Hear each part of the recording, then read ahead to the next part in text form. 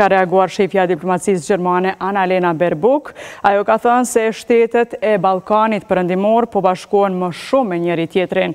Në një postim në platformën X, ajo ka theksuar se në procesin e Berlinit ishin në gjendje të punonin së bashku për të zgjidhur nyjen në marrëveshjen e tregtisë së lirë CEFTA-s.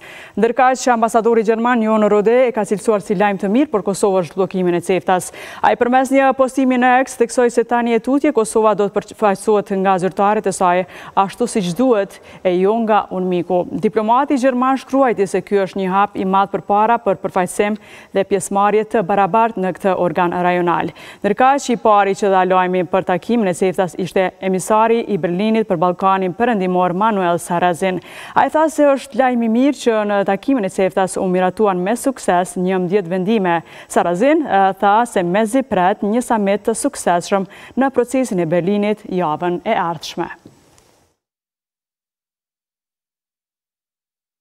Kryeministri i Republikës së Kosovës